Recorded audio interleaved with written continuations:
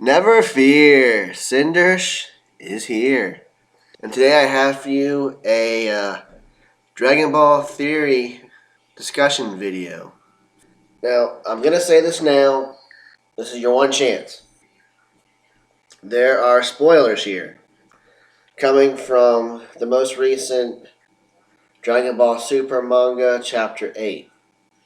If you don't want to hear spoilers, if you're just not ready even for Chapter 8's worth of material, this is your chance to abort, and you're free to do so.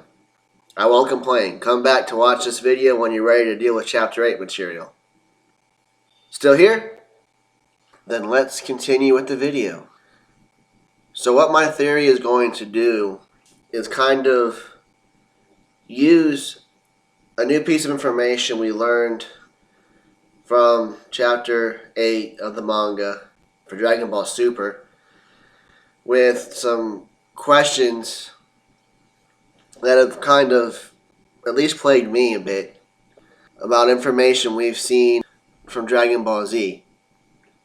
Start first with the new piece of information. The new piece of information is that the Saiyans in Universe 6 have evolved to the point where they no longer have tails. Now, we know in Universe 7, Goku, Vegeta, Nappa, Raditz, Gohan, all those Saiyans that Frieza destroyed when Goku was a kid, when Vegeta was a kid, they had tails. They had not evolved to that point. But after the Saiyan saga, it at least seems like Gohan's tail doesn't grow back. Vegeta's tail hasn't grown back. We get Goten and Trunks, where we don't know if they had tails or not, but we never see them with a tail. And so one possible assumption is that they were actually born without them and didn't have them. And I've always wondered, so what happened to the tails? Why didn't they grow back? Did Vegeta and Gohan undergo a procedure like Kami did for Goku to take away his tail? That's something I've wondered. And I think, given this piece of information from Universe 6, we finally have an explanation to what's happened to their tails. So, the theory starts with the idea that something about the Saiyans in Universe 6 led to the fact that they no longer needed tails, right? And so they evolved to no longer have tails. And I'm going to say what we've witnessed in Dragon Ball Z was the Universe 7 Saiyans, the handful that are left, undergo that same evolutionary process in the birth of Trunks and Goten, but not in the case of the birth of Gohan. And the reason being, Goku did not meet the requirements for Gohan to not need a tail. But he did when Goten was born, and Vegeta did when Trunks was born. So, last time we saw tails on any Saiyan was the Saiyan saga. Goku, we saw his, and his continued to grow and regrow as a kid. Gohan's, we've seen get cut off twice. It grew back once while he was a kid. And I think it would have grown back again, except he no longer needed it. And so it stopped growing back. The same with Vegeta. His doesn't grow back after the Saiyan saga because he no longer needs it. And why don't they need it? Because they're strong enough to not need it. In fact, there's another option for their DNA besides the tail, which is a better option that they can achieve, have achieved, which nullifies the purpose of the tail. And that is Super Saiyan. Between the Namek saga and the early Android saga, both Goku and Vegeta have unlocked Super Saiyan. But even beyond that, they have grown so much stronger than normal for a Saiyan and gone way beyond what would be expected for any Saiyan. You know, the Super Saiyan was a legend for the Universe 7 Saiyans. It was something that was deemed impossible to reach. And you know, Vegeta comes to Earth with a power level of 18,000, and he is a super elite. He is one of the strongest Saiyans to have been alive at 18,000. Of course, 18,000 is like nothing now. Even by the end of the Namek saga, 18,000 is nothing. Because Vegeta comes back from Namek, couple million in strength. Gohan, you know, it's a little bit hard to gauge exactly how strong Gohan is, but he's at least several 100,000 in strength. You know, 300, 500,000, something in that range, possibly, when he comes back. And he's certainly at least that much, if not stronger, by the time the androids get there. And if you look at Saiyan Saga and Vegeta, even Vegeta through the first half of the Namek saga, by the time he gets to his Raccoon fight, or even after his Raccoon fight, if we say he gets the Senzu Bean after getting beat up by Raccoon and he's at 60,000, his Azuru form would be 600,000. It's a pretty big jump. That's pretty impressive. But by the time he gets home from Namek, he's at least 3 times that strong. The Azuru form I'm talking about. He grows an incredible amount during the Namek saga. So does Goku. So does Gohan. I mean, they all three make every other Saiyan Vegeta ever knew look pathetic. Now, I'm disregarding Broly. But even if we go there, he is the legendary Super Saiyan. So he would be the exception anyway. They are functioning as normal Saiyans, where he is the legendary Super Saiyan. So he's the exception to the rule to begin with. Forget going to the Cell games. Forget going to face Boo. By the time they leave Namek, in their base form, they're stronger than what the typical Saiyan could even dream of reaching in their Ozaru form. And then you go and you throw in the fact that Goku has reached Super Saiyan. Before the time the androids arrive, Vegeta has finally broken Super Saiyan. And those transformations are significantly better than the Uzaru transformation. The Uzaru is a 10 times multiplier.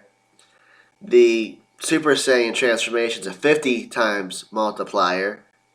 And of course, the fact that their base forms are so much stronger, they're capable of handling the more advanced transformation state and making the Ozaru transformation kinda... I mean, yes, it would be great to go from 3 million to 30 million. That's still a good jump. But to go from 3 million to 150 million, at 3 million, his body's able to handle that strain better than a Saiyan of 18,000.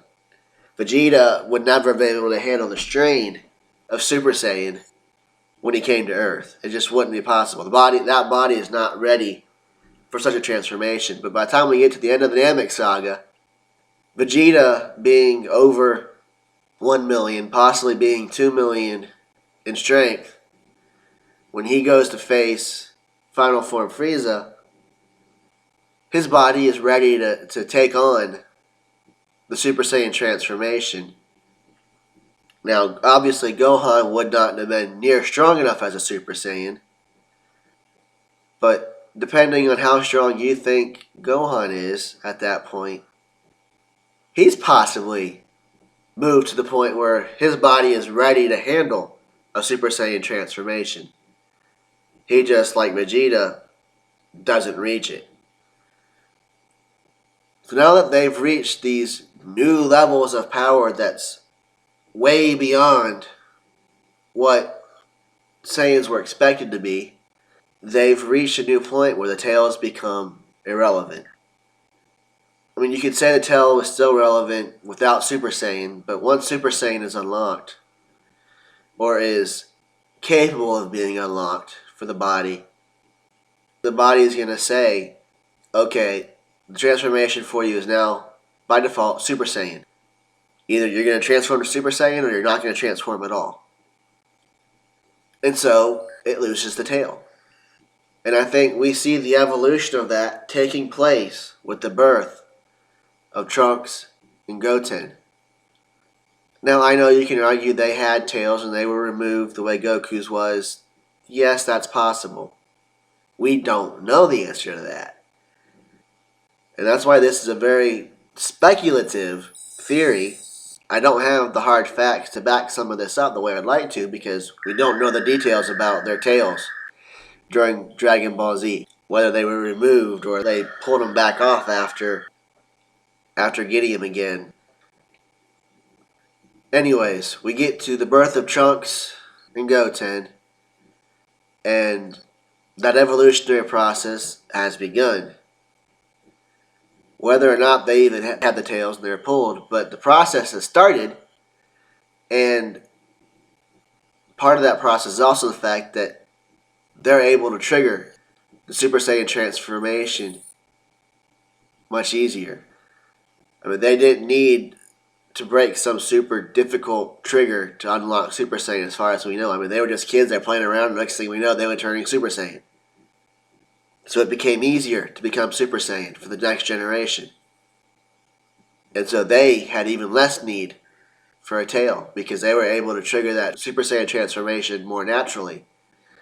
And so if you look at that for Universe 6, and you don't have a Tyrant Frieza hindering the race's progress, you don't have civil war and unrest hindering the race's progress, the need to move, the need to rebuild the race. In Universe 6, the Saiyans were allowed to flourish.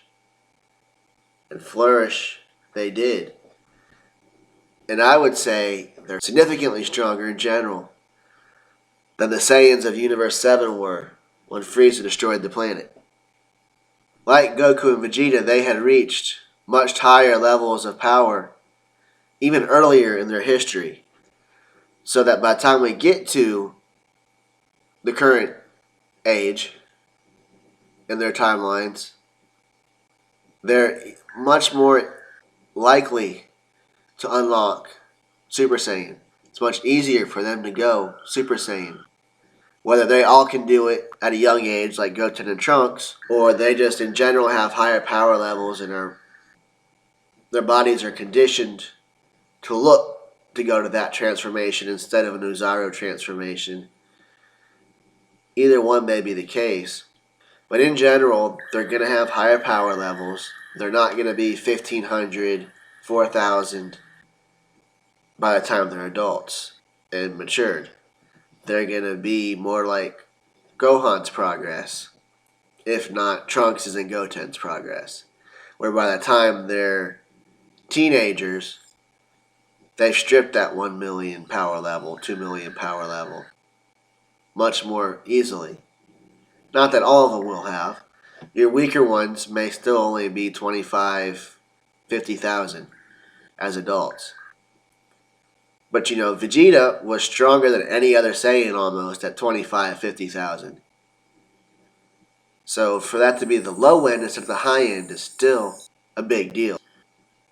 I would almost go to wager that the average Saiyan in Universe 6 is probably a power level close to what Goku and Vegeta have after training for the androids. You know, a few million. 2, 3, 4, 5 million in their base forms. I would almost call that probably an average power level for the normal Saiyan. Then your stronger ones, you know, Goku's level or higher after the Buu Saga. Vegeta's level or higher after the Buu Saga. And so there's no real telling how strong Kaba actually is, because obviously he's one of the strongest Saiyans if he's there. But being in general, they naturally are stronger than the Saiyans Vegeta knew. Kaba may go Super Saiyan 2 and prove to be stronger than Goku was at Super Saiyan 3, or even Vegeta was at Super Saiyan 2 with his rage boost in the Battle of God Saga. That is very possible. And so he may be fighting at Super Saiyan 2 and be near to on par with Super Saiyan God, Goku or Vegeta.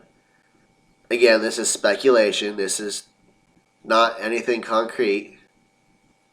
But that's kind of my theory, that what we witnessed within Dragon Ball Z as Goku and Vegeta got stronger and they gave birth to Trunks and Goten, capable of reaching Super Saiyan much quicker, reaching higher power levels more naturally with less effort.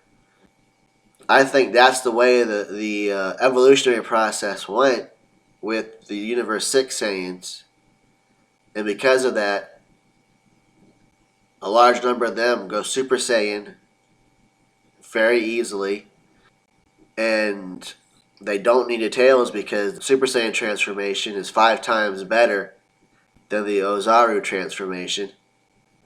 And to quote Vegeta's complaint, when he learns that Trunks and Goten can go Super Saiyan, it is a Super Saiyan bargain sale in Universe 6. So that's my theory. Let me know what you think about it. If you think I'm way off, if you think I'm close, please feel free to share. And I hope you will subscribe to my channel if you have not done so. If you're new to my channel, check out my other videos. This is Super Saiyan 7 Cinders, and I will be back with more content in the near future.